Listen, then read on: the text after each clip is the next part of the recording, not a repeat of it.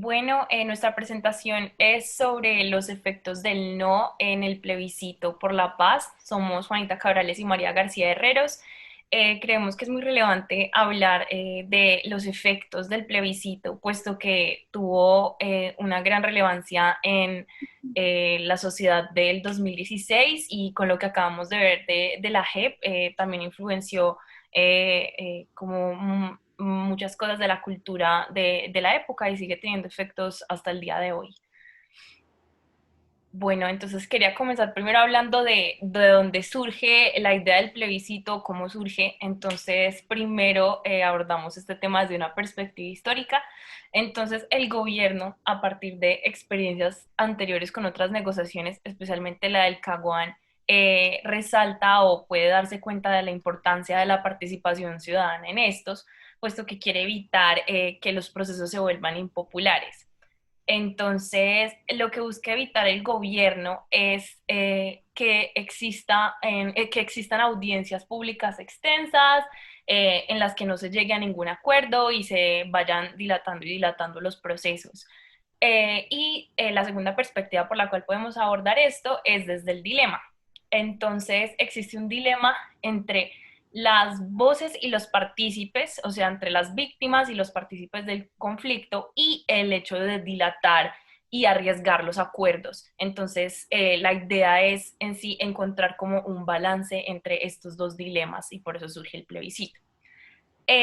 No, todavía no, espere, devuelvo así. Entonces tenemos dos perspectivas. La primera es la perspectiva de las FARC, que en un principio buscaban encontrar esa participación ciudadana a partir de audiencias públicas o de oficinas que iban a instalar. Sin embargo, el gobierno dice que es mejor limitar esa participación directa de las FARC y lo que buscan es como evitar lo que sucedió en los acuerdos del Caguán, que fue que se vieron a guerrilleros bailando, como disfrutando, y pues eso fue muy criticado. Entonces lo que hacen es buscar establecer espacios de participación ciudadana con los garantes que existían en el acuerdo, y lo hacen a partir de mesas. Pero estas mesas tienen tres tipos como de tipologías. Entonces la primera es las visitas in situ, que fue cuando las víctimas fueron directamente a La Habana a sentarse a discutir. Y la segunda es las mesas permanentes, que fue que existían como lugares en los cuales las personas, pues la ciudadanía podía enviar propuestas para el acuerdo. Y la tercera son los foros. Entonces, el gobierno se da cuenta de que esta participación ciudadana es determinante para el avance de los diálogos, pero que también es muy importante lo que les estaba diciendo de no afectar el tiempo para no dilatar los procesos. Ya podemos cambiar. Entonces, ahora voy a hablar de los protagonistas del no y del sí. Entonces, creo que el plebiscito, como muchos sabemos, sacó lo peor de la cultura política colombiana y tanto de la parte del no como de la parte del sí. Entonces, primero voy a comenzar con el sí, que desde una perspectiva creería que el gobierno sufrió de una soberbia, puesto que se limitó a decir que el sí era igual a la paz y el no era igual a la guerra. Entonces, en lugar de escuchar las perspectivas del no, se limitó a decir que eran personas que querían la guerra, que no querían la paz, además de que el gobierno Santos estuvo manchado por mermelada, es decir, como politiquerías, contratos a dedo, entre otras cosas, y se limitaban también a decir que tenían apoyo internacional, no solo como de los estados, sino también de la prensa internacional, etcétera. Y las estrategias del no se basaron más que todo en la palabra que puse ahí, que es indignación, a partir de diferentes puntos. Destaco entonces que en muchas entrevistas que le hacen a los opositores, a los partidarios del no en el plebiscito, utilizan la expresión de golpe de Estado a la democracia, argumentando que si ganaba el sí y las FARC iban a tomar el país o iban, incluso hubo vallas publicitarias que decían que se iban a volver, que Timochenko iba a ser presidente, por ejemplo, entre otras cosas, que iba a haber una dictadura y sobre todo esta idea del castrochavismo. y elevo la pregunta a si alguno sabe como qué significa la palabra castrochavismo, porque en realidad nadie sabe qué es, y esa es la idea de la estrategia del no, que es reducir, o sea, es una estrategia reduccionista que confunde a partir de la unión de Castro y Chávez, diciendo que ellos, o sea, que los opositores o que el no es la cura, una cura falsa a las expropiaciones, a la pobreza, al hambre que podrían ocasionar el sí. Y el tercero, que también creo que es muy relevante y lo relaciono con lo que hablamos la clase pasada de ideología de género, los partidarios del no se dijeron que los acuerdos tenían una parte en la que se hablaba de ideología de género, en tanto en que esta iba a romper con la familia tradicional, iba a romper con la familia que había estado siempre, la familia del Estado colombiano, por decirlo así, pero en realidad los acuerdos lo que hablan es de el enfoque de género, no la ideología de género, sino el enfoque, en tanto en que las mujeres son víctimas y son revíctimas, por decirlo así, porque ya son víctimas por ser mujeres y vuelven a ser víctimas por el conflicto. Es más bien el reconocimiento de esa vulnerabilidad. Entonces, de la estrategia del no destaco como ese uso de la indignación, de las mentiras, de la falta de información, no solamente respecto a los acuerdos, sino también como a la instalación de la JEP, entre otras cosas. Y el segundo protagonista, aparte de la política, es que 22 millones de colombianos no votaron frente a una decisión que era de las más importantes de los últimos años en Colombia, y que la diferencia entre el no y el sí, que ganó el no, como todos sabemos, fue de 54.000 votos, que es prácticamente nada. Entonces, al final, no se llega como a ninguna conclusión exacta de qué quiere en sí como la ciudadanía. Ya.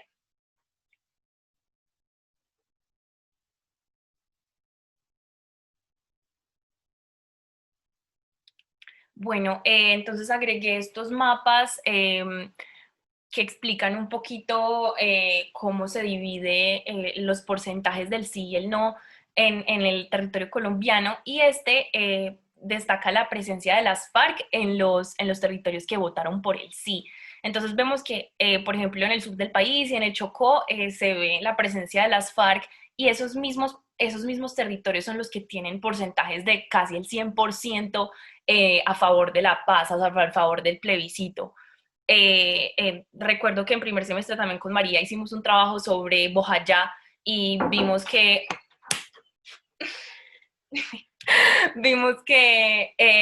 tienen un porcentaje de casi el 100% a favor del plebiscito por la paz.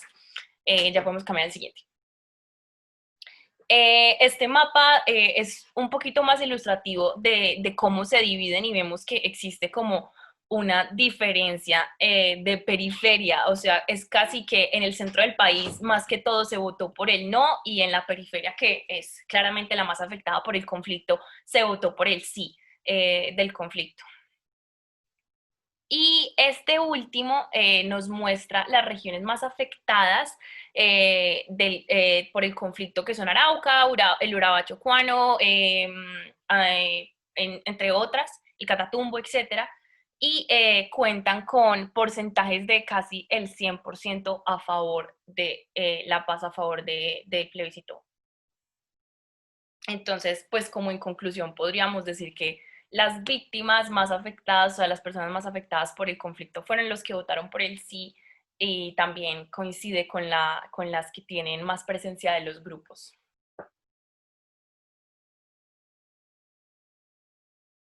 Ya, esa parte. ¿Puede? Ya, hágale, empiece. ¿Se puede? Bueno, bueno. Bueno, ahora vamos a hablar un poco de los efectos internacionales que tuvo esta respuesta por el no del plebiscito para la paz. Todos sabemos que durante el proceso de paz, durante todas esas tratativas que tuvieron lugar en La Habana, hubo muchos países garantes, hubo países auxiliares, hubo países presentes 100%, como Venezuela, Cuba, Noruega, que participaron también de manera tal vez no 100% activa, pero sí de manera directa en los aportes y en verificar las cosas que se estaban dando en las negociaciones. Entonces, en el momento en que el resultado de este plebiscito fue no, lo primero que generó fue una sorpresa a nivel mundial, porque ni el país mismo se esperaba ese resultado, ni la mayoría de los países externos, porque se había llevado a cabo de tal forma que parecía que era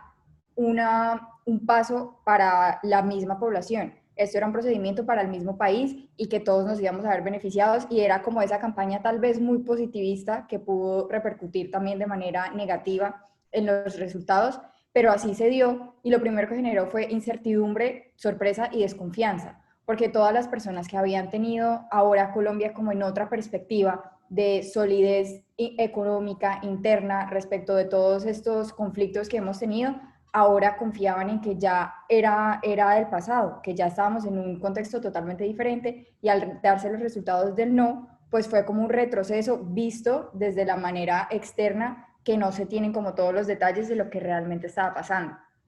A su vez, no había un plan para esta posibilidad, porque, repito, siempre se tuvo, como que siempre se esperó que los resultados fueran 100% positivos, a pesar de que hubo mucho como conflicto y mucha estrategia de la parte del no, como lo acaba de decir Juanita. Era una posibilidad que no se tuvo en cuenta. Nadie estaba preparado para saber qué hacer después de que los resultados fueran negativos. En este momento queremos resaltar que también hubo un análisis que se hizo respecto del Brexit y de la manera como las personas votan, porque en un artículo que aquí abajo vamos a dejar la bibliografía,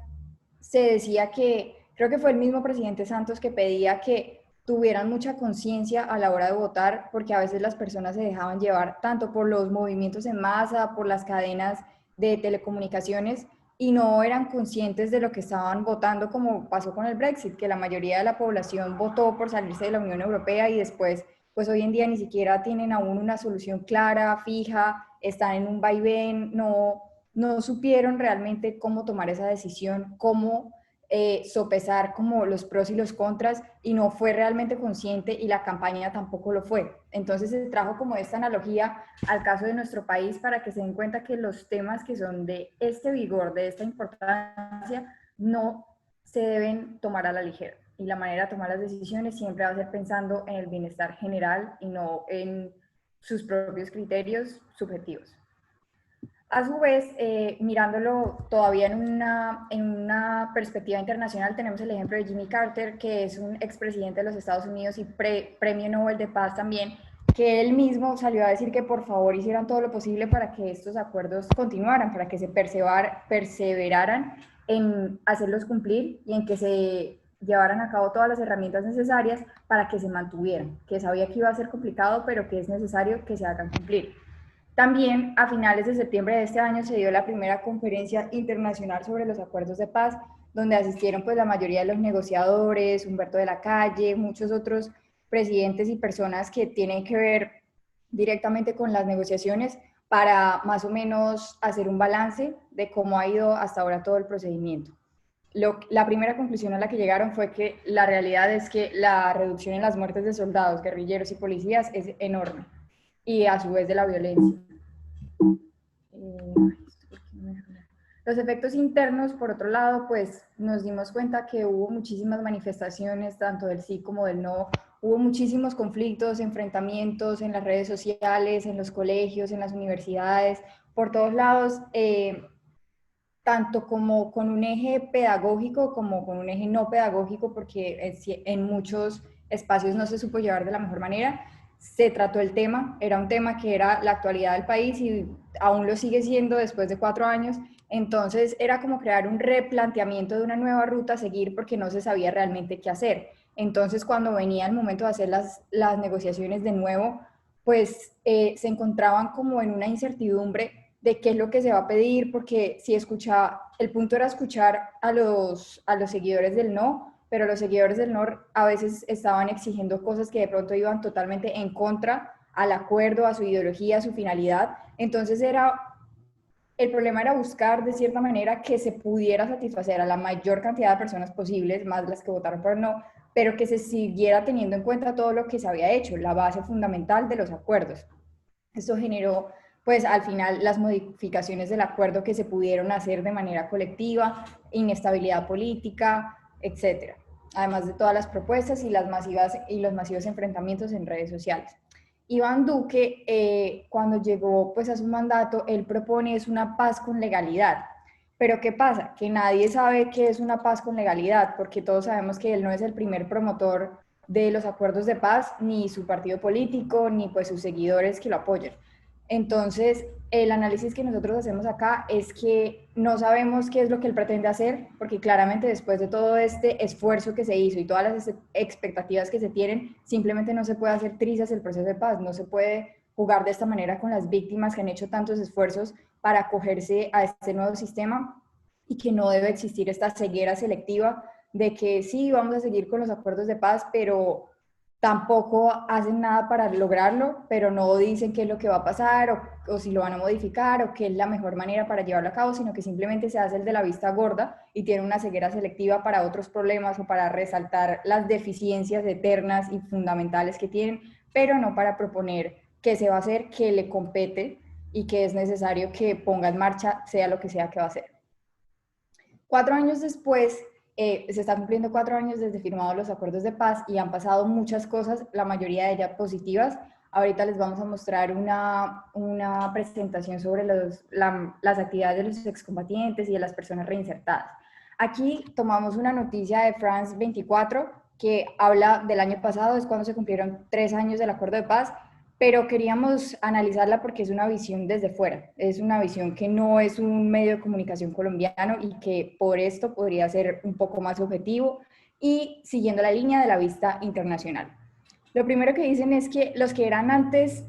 pues estas son como las conclusiones que llegaban, que los que eran antes comandantes ahora son senadores, que los que eran negociadores volvieron a las armas y los opositores son quienes poseen el control de la implementación de los acuerdos. Este último punto es el que más preocupa a la comunidad internacional y creo que a la comunidad nacional también. Y por otro lado, viéndolo desde el punto de vista de Colombia, la W Radio ayer, si no estoy mal, también estaba haciendo un análisis por los 4 años de los acuerdos en el cual daban los datos de que las disidencias han crecido en un 70%, en un 65% han aumentado las acciones de otros grupos armados, porque sabemos que no es solo la disidencia liderada por Iván Márquez, están muchos otros grupos, el ELN, y todos ellos están luchando por los mismos territorios. Y el bloque más poderoso acá es el liderado por Gentil Duarte, que no es el de la principal disidencia de las FARC. Acá los disidentes, bueno, el primer efecto, que era el que les estaba comentando, fue cuando el 29 de agosto Iván Márquez y Santrich subieron este video en el cual decían que volvían a las armas, que fue todo un revuelo, que hizo que la mayoría de los colombianos perdieran la esperanza, que creyeran que todo estaba acabado, cuando realmente no. Márquez, que fue el autor principal de ese video, lidera más o menos 1000 hombres, que comparado con lo que eran las FARC, pues realmente no es nada, no es que sea algo bueno, pero no es nada. Tienen una fuerte presencia en estos territorios que son Nariño, Vichada, Antioquia, Arauca, Cauca y Casanare, y ellos tienen unas contrapartes que son sus propios enemigos, pero siguen siendo grupos armados, que son el ELN, el Clan del Golfo, los Caparrapos y otras disidencias. Estos todos se luchan los mismos territorios y ninguno, pues se dice que ninguno de ellos tiene una jerarquía tan organizada ni como un territorio tan acaparado como lo tenían las FARC. Entonces no se puede hacer como una comparación directa y no es que sea lo mismo y no es que todos hayan vuelto a las armas y las FARC vuelva a existir como antes, porque eso no es así. Las acciones que hacen principalmente es que reclutan niños y los desplazamientos masivos de las veredas de Ituango y Briceño, que es más o menos las acciones tradicionales sin ser como tan graves como antes. Los reinsertados. Esta es una parte que genera mucha esperanza porque realmente los desarmados son más de 12.000 excombatientes, hay cerca de 400 proyectos productivos creados por exguerrilleros, lo que quiere decir que ellos mismos vinieron con las iniciativas, hicieron propuestas, buscaron la manera y se prepararon técnicamente para poder llevar a cabo todas las actividades que propusieron en un principio. En ejecución hay 29 proyectos colectivos y 350 individuales. Esto depende ya de las capacidades de cada uno y de las condiciones que se encuentre para poder llevarlos a cabo. Los ejemplos de esas actividades son el café, las artesanías, el turismo, entre muchas otras, porque, repito, depende de los que ellos se sientan preparados para hacer y de las capacidades que tengan para desarrollarlas. Tienen beneficios como la renta básica, salud y pensión. Estos beneficios son básicos, no es como que a todos los excombatientes se les mantenga de la mejor manera, como muchos digan, simplemente estas son cosas que son necesarias para personas que están buscando ser reinsertadas. No, simplemente no pueden volver a la vida normal porque no tienen cómo. Ellos tenían una vida estabilizada, una vida la cual quieren dejar atrás y para eso necesitan herramientas básicas como lo son estas. Y esta es la bibliografía, pero vamos a analizar aquí una presentación que es muy importante. Aquí ya se está viendo, ¿cierto, Juanes? Listo. Bueno, esto es sobre la reincorporación de los excombatientes de las FARC. Como les decía, eran más de 12.000 excombatientes. Acá está la cifra exacta, son 14.178 excombatientes de las FARC que fueron incluidos en los listados entregados por este grupo, incluyendo excombatientes, milicianos y miembros de la cárcel. 13.049 de ellos fueron acreditados, o sea, ya está 100% seguro que la oficina del alto mando de la Comisionado para la Paz y el partido de las FARC ya están en el proceso de reincorporación. Estos son unos datos que dice que 48% de los excombatientes de las FARC ingresaron a los puntos y zonas de veredas transitorias. Bueno, este es un informe que habla de los espacios territoriales de capacitación y reincorporación, que es donde se prepara y se acredita toda esta reincorporación de los excombatientes.